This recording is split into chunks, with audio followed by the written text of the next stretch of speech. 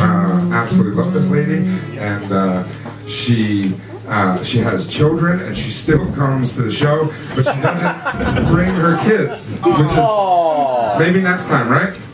Will you bring them next time? We'll see. We'll see. We'll see. All right. So here she is right now, ladies and gentlemen, Jen Lee.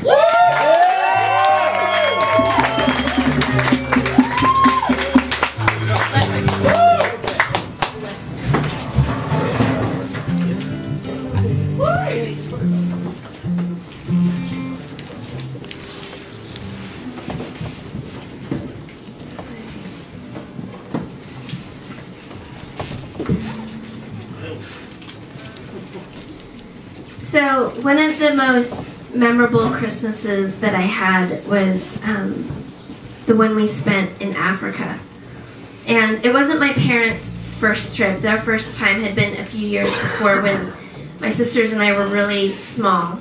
And what happened was, my dad's parents lived in Egypt off and on when I was a kid. My grandfather worked for the government there. And he had invited my parents to go to Egypt. And I was really little. My sisters were super young. One of them was 6 months old. The other one was almost 2. And for some people, this kind of trip would be like the experience of a lifetime. But my mother was not one of those people. She didn't want to go. She didn't think it was safe. She didn't want to leave us. And now as a mom, I really can understand that. But the argument about whether or not they were going to go escalated to the point of like pretty near deal breaker status, until my mom's mom said to her, well, it sounds like if you want to stay married, you're going to Egypt. And so they went. And we stayed with my mom's mom, and it was great. My aunt, who was in college, sent us something in the mail every single day to open, including one day she sent these chocolate chip cookies in the shape of our first initial. I mean, it was extraordinary. But my mom was not having nearly as good of a time.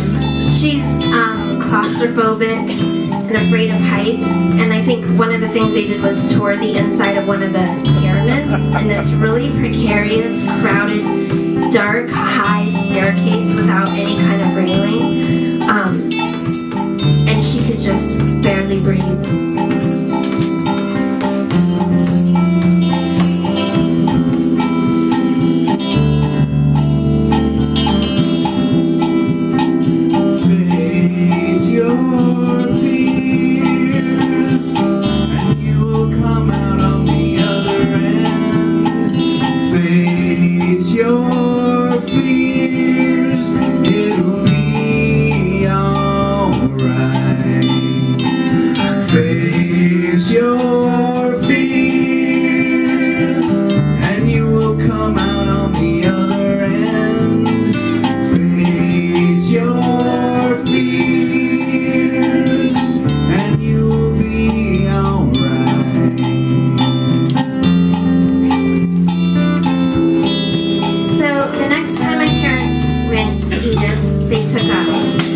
Grandfather invited a huge group of our extended family to go for Christmas. And I was 8, and my sisters by then were about 3 and 4 years old. And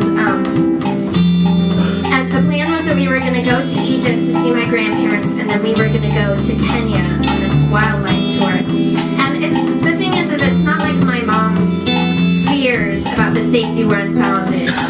One night we were stranded in an airport, and then later in the city, when our passports were taken by airport officials and just thrown into this giant bin with hundreds of others. To this day, I have no idea how we ever found those passports. And one time, we sat on the runway in the airplane for hours waiting for takeoff because there was a threat of a bomb on board. And everywhere we went, we always had to hold hands and stay really close because we were these 3 little blonde-headed, blue and green-eyed girls in Egypt, where they weren't used to seeing children like this at all. Everywhere we went, people would reach out and touch our heads and touch our hair. And one night we all went to the street bazaar, which was just miles and miles of these makeshift tents, side by side by side, this outdoor market, crammed of people as far as the eye could see. And my mom was like, no kidding, don't let go of your grown-up's hand. We kind of scattered and we started shopping and we came back to meet together, and one of my sisters was missing. And it was one of this classic, like, I thought she was with you, I thought she was with you. There were so many adults in our party. And we found her eventually with one of the many grown-ups, but not before we shortened my mom's life by probably a year or two.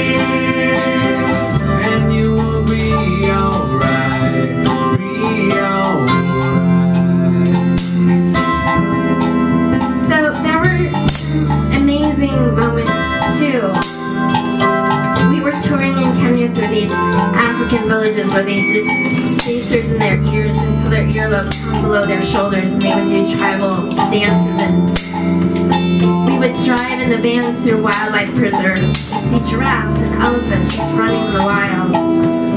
Everywhere we stayed in these huts and bungalows, there were just wild monkeys everywhere.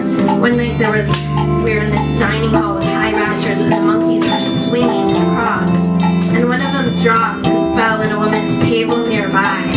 I was like, oh, that can happen. And Christmas Eve came, and we were really worried that Santa Claus wouldn't be able to find us because there were no evergreen trees in sight and no chimneys.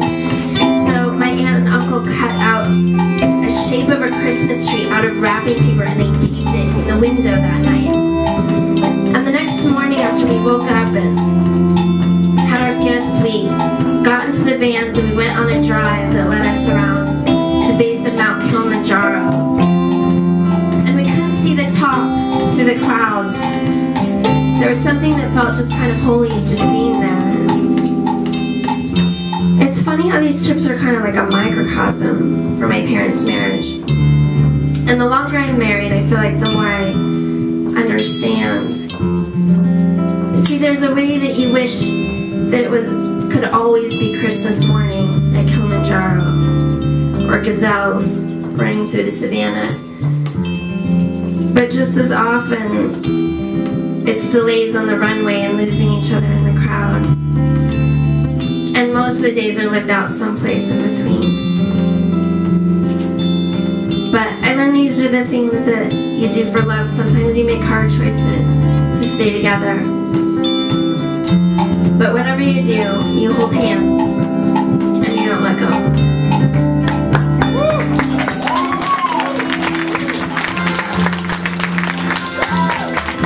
Gently, everybody, goddamn. Face your fears, and you will come out on the other end. Face your